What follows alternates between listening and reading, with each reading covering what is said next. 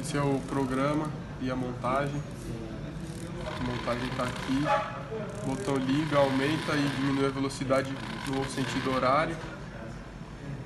Sentido anti-horário, aumenta e diminui a velocidade do motor e para. Ele também transfere de uma velocidade para outra sem precisar apertar o botão pare.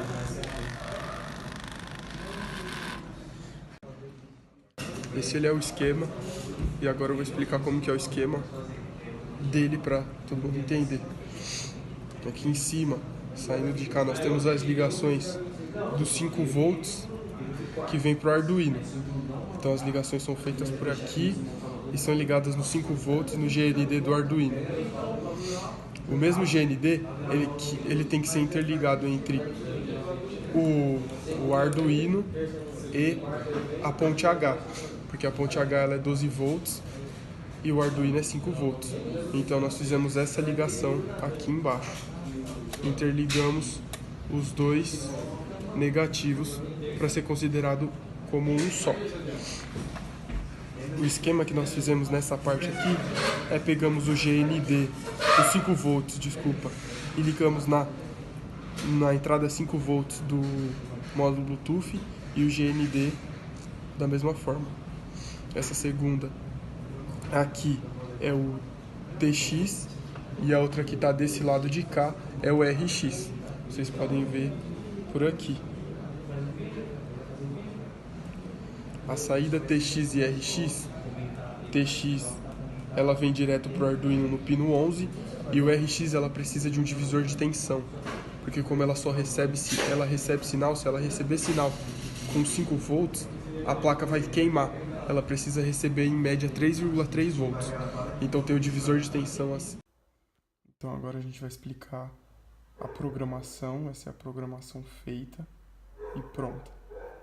A primeira linha do include, ela seria o que? É a gente chamando a biblioteca da serial para usar os pinos da saída serial.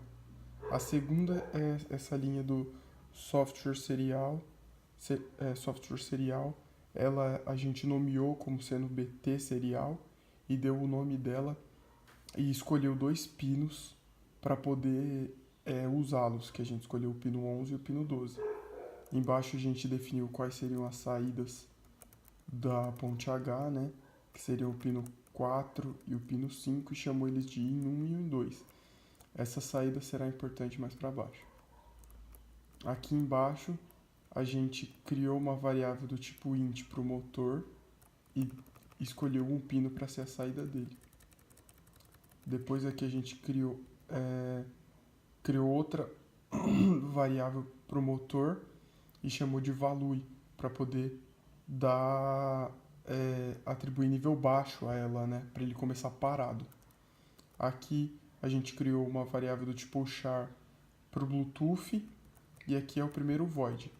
O void troca ele vai ter a função do quê? Quando for inverter o giro do motor, ele vai ter a função de desligar e esperar um tempinho. Esse tempo de 100 milissegundos. É pouco tempo, mas ele já vai ajudar a não quebrar o motor, a dar um tranco na hora que for voltar. Esse void horário seria o primeiro sentido do motor. Ele vai ligar o IN1 e desligar o IN2. Isso vai fazer com que o motor gire para um lado. Aqui embaixo a gente tem o void anti-horário. Ele vai desligar o IN1 e ligar o IN2. Então fazendo o motor girar para o sentido anti-horário. E aqui é o void parado. O void parado vai ter quase a mesma função do troca, só que ele só vai desligar o motor, ele não vai dar aquela pausinha. E por que a gente tem o parado e o troca? A gente vai ver lá embaixo. Aí aqui é o início do nosso void setup. A gente começou falando quais seriam o que os pinos seriam. Por exemplo, o pino do motor seria que é saída, o IN1 e o IN2 que seria saída, e aqui a gente definiu a frequência da saída serial e iniciou o void loop. O nosso void loop é onde a gente vai colocar o slider para aumentar a velocidade e também onde a gente coloca os botões que serão usados. Aí a gente começa aqui. BT serial, né? Para dar início, if BT serial, se BT serial for, né? A gente chamou o Bluetooth, né? Para poder funcionar. Então, se apertar H, ele vai fazer a função void troca, ele vai parar o motor 100 milissegundos e ligar no sentido horário. Então, apertou o primeiro botão com nomeado como H, ele vai ligar no sentido horário. Se não, apertou o botão com sentido A, ele vai ligar o void troca. O void, ele vai girar para o sentido anti-horário. Vai ativar o void troca, vai parar o motor por 100 milissegundos, aí sim liga no anti-horário. E se não, de novo, por último, o P, o botão nomeado como P vai ser o pare, que ele só vai parar. Ele não vai precisar por 100 milissegundos, não vai precisar dos 100 milissegundos. E aqui esse if R é o slider.